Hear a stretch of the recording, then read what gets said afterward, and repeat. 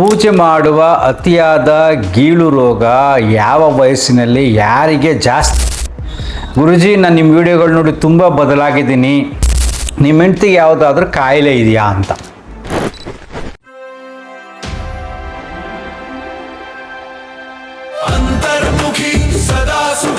ನಮಸ್ಕಾರ ಸ್ನೇಹಿತರೆ, ಈ ದಿನದ ವಿಶೇಷ ಸಂಚಿಕೆ ಪೂಜೆ ಮಾಡುವ ಅತಿಯಾದ ಗೀಳು ರೋಗ ಯಾವ ವಯಸ್ಸಿನಲ್ಲಿ ಯಾರಿಗೆ ಜಾಸ್ತಿ ಬರುತ್ತೆ ಅಂತ. ಈ ದಿನ ನಾನು ನೋಡೋಕ್ಕೊಬ್ಬರು ಶಿವಮೊಗ್ಗದಿಂದ ಬಂದಿದ್ದರು. ಬೆಂಗಳೂರಿಗೆ ಅವ್ರ ನೆಂಟರ ಮನೆಗೆ ಬಂದು ನಮ್ಮ ಮನೆಗೆ ಬಂದಿದ್ದರು. ಅವ್ರು ಹೇಳ್ತಾಯಿದ್ರು, ಗುರುಜಿ, ನಾನು ನಿಮ್ಮ ವಿಡಿಯೋಗಳು ನೋಡಿ ತುಂಬ ಬದಲಾಗಿದ್ದೀನಿ. ನಮ್ಮ ಸ್ನೇಹಿತರೆಲ್ಲ ನಿಮ್ಮ ವಿಡಿಯೋಗಳ ಬಗ್ಗೆ ಡಿಸ್ಕಸ್ ಮಾಡ್ತಾ ಇರ್ತೀವಿ, ತುಂಬ ಅದ್ಭುತವಾಗಿ ಬರ್ತಾ ಇದೆ. ಆದರೆ ನನ್ನ ಹೆಂಡತಿ ತುಂಬ ಪೂಜೆ ಮಾಡ್ತಾರೆ, ಅತಿಯಾಗಿ ಮಾಡ್ತಾರೆ, ಎಲ್ಲ ದೇವಸ್ಥಾನಗಳಿಗೆ ಹೋಗ್ತಾರೆ, ಗುಂಪು ಕಟ್ಕೊಂಡು ಅಲ್ಲಿ ಇಲ್ಲಿ ಹೋಗ್ತಾ ಇರ್ತಾರೆ, ಯಾಕೆ ಅಂತ ಕೇಳಿದ್ರು. ಆಗ ನಾನು ಸರಳವಾದ ಕೆಲವರು ಪ್ರಶ್ನೆಗಳನ್ನು ಕೇಳಿದೆ. ನಿಮ್ಮ ಹೆಂಡತಿಗೆ ಯಾವುದಾದ್ರೂ ಕಾಯಿಲೆ ಇದೆಯಾ ಅಂತ. ಸೊ ಕಾಯಿಲೆಗೂ ಪೂಜೆಗೂ ಏನು ಸಂಬಂಧ ಮುಂದೆ ಎಕ್ಸ್ಪ್ಲೇನ್ ಮಾಡ್ತೀನಿ ನೋಡಿ. ಅವ್ರು ಹೇಳಿದ್ರು, ಹೌದು ಗುರುಜಿ, ಅವ್ರಿಗೆ ಯೂಟ್ರಸ್ ಆಪರೇಷನ್ ಆಗಿದೆ, ಓವರೀಸ್ ತೆಗೆದಿದ್ದಾರೆ, ಗರ್ಭಕೋಶ ಮತ್ತು ಓವರೀಸ್ ಎಲ್ಲ ತೆಗೆದಿದ್ದಾರೆ. ಅದು ತೆಗೆದ ಆದಮೇಲೆ ಮಂಡಿ ನೋವು ಬಂದಿದೆ. ಯಾಕೆಂದರೆ ಹಾರ್ಮೋನ್ ಡಿಫ್ರೆನ್ಸ್ ಆಗಿ ದೇಹದಲ್ಲಿ ವ್ಯತ್ಯಾಸ ಆದಾಗ ಬರುತ್ತೆ. ಅದಕ್ಕೆ ಕ್ಯಾಲ್ಸಿಯಂ ಸಪ್ಲಿಮೆಂಟ್ಸ್ ಎಲ್ಲ ಡಾಕ್ಟ್ರು ಕೊಡ್ತಾರೆ. ಇವು ಸರಿಯಾಗಿ ಮಾತ್ರೆನೂ ತೊಗೊಳ್ಳಲ್ಲ, ಯಾರು ಎದುರಿಸ್ಬಿಟ್ಟಿದ್ದಾರೆ ಕಿಡ್ನಿ ಸ್ಟೋನ್ ಆಗುತ್ತೆ ಅಂತ, ಅದು ಬೇರೆ ತೊಗೊಳ್ಳಲ್ಲ ಅಂತ ಹೇಳಿದ್ರು. ನಾನು ಪುನಃ ಡಾಕ್ಟ್ರ್ ಕನ್ಸಲ್ಟ್ ಮಾಡಿ ಡೋಸೇಜ್ ಕಡಿಮೆ ಮಾಡ್ತಾರೆ, ಅದ್ರ ಬಗ್ಗೆ ಎಕ್ಸ್ಪ್ಲನೇಷನ್ ಕೊಟ್ಟೆ. ಆಮೇಲೆ ಹೇಳ್ತಾ ಹೋದೆ, ನಿಮ್ಮ ಹೆಂಡತಿ ಅತಿಯಾಗಿ ಪೂಜೆ ಮಾಡೋಕ್ಕೆ ಕಾರಣ ಅವರ ಅನಾರೋಗ್ಯ. ದೇಹದಲ್ಲಿ ಬೇಕಾದಷ್ಟು ಹಾರ್ಮೋನಲ್ ಚೇಂಜಸ್ ಆದಾಗ ನಮ್ಮ ದೇಹದಲ್ಲಿ ದೇಹ ಮತ್ತು ಮನಸ್ಸನ್ನು ಕಂಟ್ರೋಲ್ ಮಾಡೋದು ತುಂಬ ಹಾರ್ಮೋನ್ಗಳು. ಸೊ ಅವರಲ್ಲಿ ವ್ಯತ್ಯಾಸ ಆದಾಗ ಹೆಣ್ಣು ಮಕ್ಕಳಲ್ಲಿ ಸಹಜವಾಗಿ ಒಂದು ಭಯ ಕಾಡುತ್ತೆ. ಬಿಕಾಸ್ ಆಫ್ ಹಾರ್ಮೋನ್ಸ್ ದೇಹದಲ್ಲಿ ತುಂಬ ವ್ಯತ್ಯಾಸ ಆಗುತ್ತೆ. ಈ ಭಯವನ್ನು ಹೋಗ್ಲಾಡಿಸ್ಕೊಳ್ಳೋಕೆ ಅವ್ರು ಏನು ಮಾಡ್ತಾರೆ, ಪೂಜೆಯ ಮೊರೆ ಹೋಗ್ತಾರೆ. ಅವರು ಯಾವ ಪರಿಸರದಲ್ಲಿದ್ದಾರೋ, ಅವರ ಸ್ನೇಹಿತರು ನೆಂಟರು ಹೇಗಿದ್ದಾರೋ, ಅವರ ಮನಸ್ಥಿತಿ ಹೇಗಿದೆಯೋ ಅದೆಲ್ಲ ಇವರ ಮನಸ್ಸಿನ ಮೇಲೆ ಪ್ರಭಾವ ಬೀರಿ ಸೊ ಪೂಜೆ ಮಾಡಿದ್ರೆ ಸರಿ ಹೋಗುತ್ತೆ ಅನ್ನತಕ್ಕಂಥ ಮಾನಸಿಕ ಭ್ರಮೆಗೆ ಒಳಪಡ್ತಾರೆ. ಯಾಕಂದರೆ ಮೆದುಳಲ್ಲೂ ಕೂಡ ತುಂಬ ಕೆಮಿಕಲ್ ಚೇಂಜಸ್ ಆಗುತ್ತೆ. ವಿಟಮಿನ್ ಡಿಫಿಷಿಯನ್ಸಿಗಳು, ಏನೇನೋ ಸೋಡಿಯಂ ಡಿಫಿಷಿಯನ್ಸಿ ಇವೆಲ್ಲ ಬೇಕಾದಷ್ಟು ಬರ್ತವೆ ವೈಜ್ಞಾನಿಕವಾಗಿ. ಇವೆಲ್ಲವೂ ವ್ಯತ್ಯಾಸವಾದ ಪ್ಯೂರ್ ಸೈನ್ಸ್ ಇದು.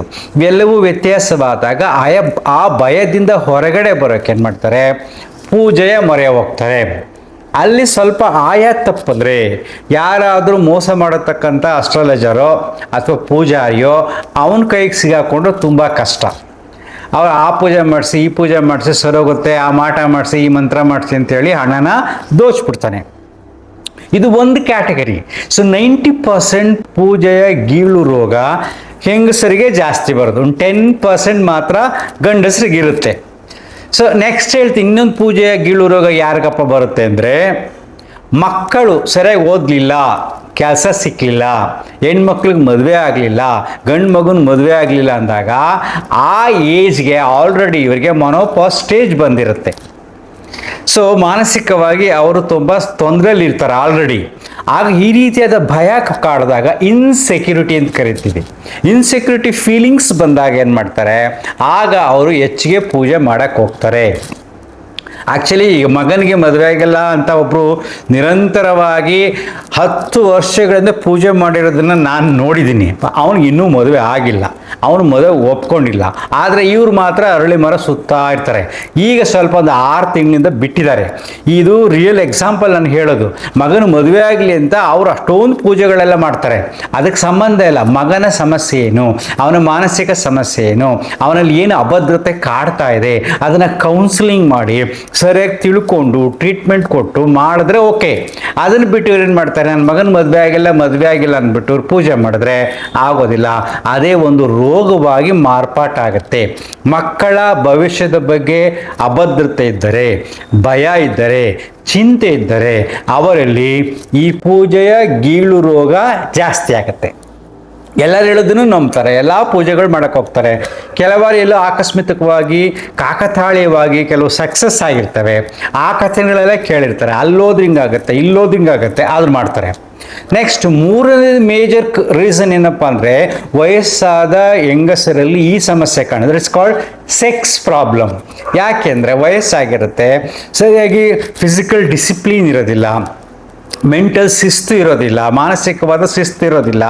ಆಗೇನಾಗುತ್ತೆ, ದೇಹ ಊದ್ಕೊಂಡಿರುತ್ತೆ, ಸೊ ಆಕರ್ಷಣೆ ಕಡಿಮೆ ಆಗುತ್ತೆ, ಮನಸ್ಸಿನಲ್ಲಿ ಅಬದ್ಧತೆ ಶುರುವಾಗುತ್ತೆ. ಆಗ ಏನು ಮಾಡ್ತಾರೆ, ಮಾನಸಿಕವಾದ ಶಿಸ್ತಿರಲ್ಲ. ಮಾನಸಿಕ ಶಿಸ್ತು ಅಂದರೆ ಬರೀ ದೇಹನೇ ಮುಖ್ಯ ಅಲ್ಲ, ಮಾನಸಿಕ ಆಕರ್ಷಣೆ, ಆ ಮನಸ್ಸಿನಲ್ಲಿ ನೆಮ್ಮದಿ ಇರಬೇಕು, ನೆಗೆಟಿವ್ ಥಾಟ್ಸ್ ಇರಬಾರ್ದು, ಅದು ಮಾನಸಿಕ ಆಕರ್ಷಣೆ ಗಂಡನ ಕಡೆ ಇರಬೇಕು. ಇದೆಲ್ಲವೂ ಕೊರತೆಯಾದಾಗ ಗಂಡನ ದೃಷ್ಟಿ ಬೇರೆ ಕಡೆ ಹೋಗುತ್ತೆ ಅನ್ನತಕ್ಕಂಥ ಭಯದಿಂದಲೂ ಕೂಡ ಇವರಿಗೆ ಟೆನ್ಷನ್ ಆಗುತ್ತೆ. ಆಗ ಪೂಜೆಯ ಕಡೆ ಮನಸ್ಸು ಹೊರಳುತ್ತೆ. ಅಕಸ್ಮಾತ್ ಗಂಡ ಏನಾದರೂ ಯಾವುದರ ಬೇರೆ ಹೆಣ್ಣಿನ ಕಡೆ ಗಮನ ಹರಿಸಿದರೆ ಆಗ ಇವರು ತುಂಬ ಜಾಸ್ತಿ ಪೂಜೆ ಮಾಡಕ್ಕೆ ಹೋಗ್ತಾರೆ, ಆಗ ಮಾಟ ಮಂತ್ರ ಮಾಡ್ಸಕ್ಕೆ ಹೋಗ್ತಾರೆ. ಇದು ಒಂದು ಕಾರಣ. ಯಾವ್ಯಾವುದು, ಒಂದು ರೋಗ, ಒಂದು ಮಕ್ಕಳ ಬಗ್ಗೆ ಅಭದ್ರತೆ, ಎರಡನೇದು ಗಂಡನ ಬಗ್ಗೆ ಫ್ಯೂಚರ್ ಭಯ. ಈ ಎಲ್ಲವೂ ಬರೋದು ಕೂಡ ಮಿಡ್ಲ್ ಏಜಲ್ಲಿ ಬರುತ್ತೆ. ಸೊ ಈ ಎಲ್ಲ ಕಾರಣಗಳಿಂದ ಈ ಮೂರು ಮೇಜರ್ ಕಾರಣಗಳನ್ನ ಏನು ಮಾಡ್ತಾರೆ, ತುಂಬ ಜನ ಪೂಜೆಗೆ ಹೋಗ್ತಾರೆ. ಆದರೆ ಒಂದು ವ್ಯವಸ್ಥಿತವಾಗಿ ದೇಹದ ಆರೋಗ್ಯವನ್ನು ಕಾಪಾಡಿಕೊಂಡು, ಮಾನಸಿಕ ಆರೋಗ್ಯವನ್ನು ಕಾಪಾಡಿಕೊಂಡು ನೀವು ನಿಯಮಿತವಾಗಿ ಪೂಜೆ ಮಾಡಿದ್ರೆ ತಪ್ಪಿಲ್ಲ. ಆ ಪೂಜೆ ಒಂದು ಧ್ಯಾನದ ರೀತಿ ಆಗುತ್ತೆ, ಆರೋಗ್ಯ ಚೆನ್ನಾಗಿರುತ್ತೆ. ಸೊ ನೀವು ಹಂಗೆ ಗಮನಿಸಿ ನೋಡಿ, ಸಮಾಜದಲ್ಲಿ ಯಾರ ಸಂಸಾರದಲ್ಲಿ ಜಾಸ್ತಿ ಸಮಸ್ಯೆಗಳಿದೆಯೋ ಅವರು ಜಾಸ್ತಿ ಅತಿಯಾದ ಪೂಜೆಗಳನ್ನು ಮಾಡ್ತಾ ಇರ್ತಾರೆ. ಯಾರ ದೇಹದಲ್ಲಿ ಕಾಯಿಲೆಗಳಿದೆಯೋ ಕಾಯಿಲೆಗಳನ್ನು ಹೋಗಲಾಡಿಸ್ಕೊಳ್ಳೋಕೆ ಪೂಜೆಗಳನ್ನು ಮಾಡ್ತಾ ಇರ್ತಾರೆ. ಇದು simple solutions to understand the situation. ಸರಳವಾದದ್ದು. ನೀವು ಅವ್ರನ್ನ ಅರ್ಥ ಮಾಡಿಕೊಂಡ್ರೆ ಆಗ ನೀವು ಯಾವ ರೀತಿ ಸ್ಪಂದಿಸ್ಬೇಕು ಅವ್ರಿಗೆ. ಓಕೆ, ಈಗ ಹೆಂಡತಿ ಪೂಜೆ ಮಾಡಬೇಡ ಅಂದ್ರೆ ಆಗೋದೇ ಇಲ್ಲ. ಅವಳಿಗೆ ಆಲ್ರೆಡಿ ಮಾನಸಿಕವಾಗಿ ಕುಗ್ಗೋಗಿರ್ತಾರೆ, ದೇಹದಲ್ಲಿ ಕೆಮಿಕಲ್ ಚೇಂಜಸ್ ಆಗ್ತಾ ಇರ್ತಾರೆ. ಆ ಥರ ಹೆಂಡತಿಗೆ ಗಂಡ ಸ್ವಲ್ಪ ಸಹಾಯ ಮಾಡಬೇಕು. ಪೂಜೆಯನ್ನು ಟ್ರೀಟ್ಮೆಂಟಾಗಿ ಉಪಯೋಗಿಸ್ಬೇಕು. ಸ್ವಲ್ಪ ಕಂಟ್ರೋಲ್ ಮಾಡಿಕೊಂಡು. ಪೂರ್ತಿ ಕಂಟ್ರೋಲ್ ಮಾಡಿದ್ರೆ ಅವರು ಮಾನಸಿಕ ರೋಗಿ ಆಗಿಬಿಡ್ತಾರೆ, ಮೆಂಟಲ್ ಸ್ಟ್ರೆಸ್ ಆಗಿಬಿಡುತ್ತೆ. ಅವರ ಸ್ಟ್ರೆಸ್ಸು, ಅವಾಗೆಲ್ಲ ಕಾಯಿಲೆಯನ್ನು ಅವರು ದೇವ್ರ ಮೇಲೆ ಹಾಕ್ತಾ ಇರ್ತಾರೆ. ಸ್ವಲ್ಪ ರಿಲ್ಯಾಕ್ಸ್ ಆಗ್ತಾ ಇರುತ್ತೆ, ಅದೇ ಒಂದು ಲೈಫ್ ಆಗ್ತಿರುತ್ತೆ. ಅದೇನು ಸಮಸ್ಯೆ ಇಲ್ಲ. ಅದು ಅತಿ ಆದಾಗ ಗಂಡ ಸಹಾಯ ಮಾಡಬೇಕು. ಗಂಡ ಪೂಜೆ ಮಾಡತಕ್ಕಂಥ ಇಂಟ್ರೆಸ್ಟ್ ಇಲ್ಲದಿದ್ರೂ ಕೂಡ ಹೆಂಡತಿಯ ಆರೋಗ್ಯಕ್ಕೋಸ್ಕರವಾಗಿ ಸಹಾಯ ಮಾಡಬೇಕು. ಸೊ ಯಾವ ಕಾರಣದಿಂದ ಮನಸ್ಸಿನಲ್ಲಿ ಈ ರೀತಿ ಆಗಿರತಕ್ಕಂಥದ್ದು ಅರ್ಥ ಮಾಡಿಕೊಂಡ್ರೆ ಸೊಲ್ಯೂಷನ್ ಹುಡ್ಕೋದು ಈಸಿ. ಸುಮ್ಮನೆ ನಾವು ಮಾಡಬೇಡ ಅನ್ನೋದು ತುಂಬ ತಪ್ಪು. ಅಷ್ಟೇ, ಬೇರೆ ಏನಿಲ್ಲ. ವಯಸ್ಸಾದಂತೆಲ್ಲ ಕಾಯಿಲೆ ಜಾಸ್ತಿ ಆದರೆ, ದೈಹಿಕ ಕಾಯಿಲೆ, ಮಾನಸಿಕ ಕಾಯಿಲೆ ಜಾಸ್ತಿ ಆದರೆ ಖಂಡಿತ ಪೂಜೆಯ ಗೀಳು ರೋಗ ಬರುತ್ತೆ. ಎಚ್ಚರಿಕೆಯಿಂದಿರಿ. ಅಂತರ್ಮುಖಿ ಸದಾ ಸುಖಿ.